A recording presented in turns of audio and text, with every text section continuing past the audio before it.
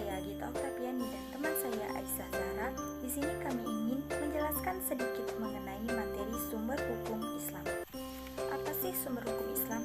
Sebagai ajaran yang komprehensif, hukum ekonomi Islam dibangun atas dasar kaidah usul fikih muamalah, kawaid fikih dan falsafah, di mana segala sesuatu yang tidak dilarang Al-Quran dan Sunnah adalah halal.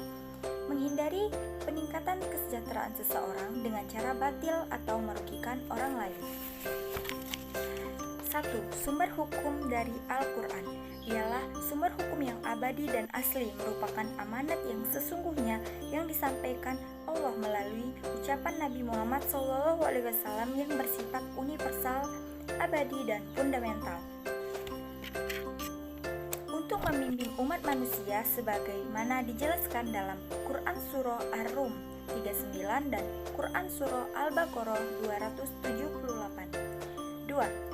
Sumber hukum dari hadis dan as-sunnah. Sebagai sumber hukum ekonomi Islam, sunnah memberikan gambaran perilaku Rasulullah dalam melakukan kegiatan ekonomi dalam kehidupan sehari-hari yang dilakukan beliau dan sesuai dengan tujuan syar'i. 3. Sumber hukum dari ijma, merupakan konsensus baik dari masyarakat maupun para cendekiawan agama. Perbedaan konseptual antara sunnah dan ijma terletak pada kenyataan bahwa sunnah pada pokoknya terbatas pada ajaran-ajaran agama Nabi Muhammad, diperluas para sahabat, sedangkan ijma merupakan prinsip isi hukum baru yang timbul sebagai akibat. Keempat, ijtihad dan qiyas. Secara teknik, ijtihad adalah meneruskan setiap usaha untuk menentukan sedikit banyaknya kemungkinan suatu persoalan syariat. Hukumnya ialah pendapatnya mungkin saja benar, walaupun mungkin saja keliru. Qiyas adalah persamaan hukum suatu kasus dengan kasus lainnya karena persamaan ilat hukumnya yang tidak dapat diketahui melalui pemahaman bahasa secara murni. Kelima, musalah dan mursalah.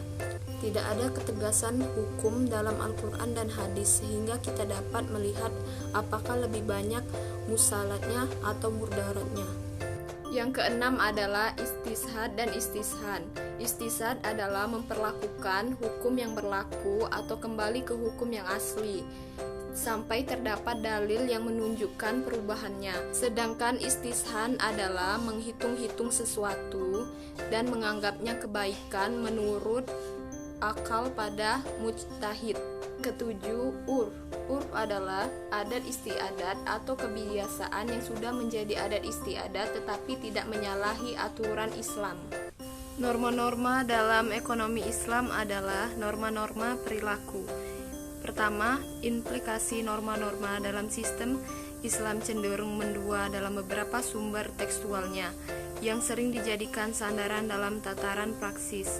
Hal ini disebabkan adanya perbedaan interpretasi terhadap norma-norma yang relevan dalam suatu kondisi dan ketidakjelasan norma yang baku telah mempengaruhi sikap dan persepsi mereka ketika terjadi perubahan sewaktu-waktu.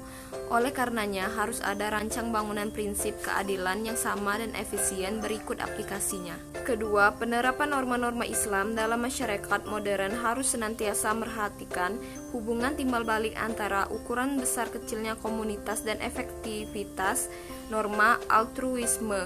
Untuk itu diperlukan adanya rintisan pembentukan jaringan tim kerja yang solid dalam membangun tatanan dan jalinan antara daerah-daerah kediaman masyarakat yang tersebar luas dengan memulai dari masing-masing individualnya. Hal ini berbeda dengan ekonomi konvensional yang mengesampingkan nilai dan norma. Ekonomi konvensional lebih menganut positif ekonomi, maksudnya mengatasnamakan ilmu sebagai realitis tanpa memperhatikan aspek normatif ekonomik atau norma yang seharusnya terjadi. Demikianlah materi yang telah kami sampaikan. Apabila ada salah kata, kami mohon maaf. Kepada Allah kami mohon ampun. Wabillahi taufiq wal hidayah. Wassalamualaikum warahmatullahi wabarakatuh.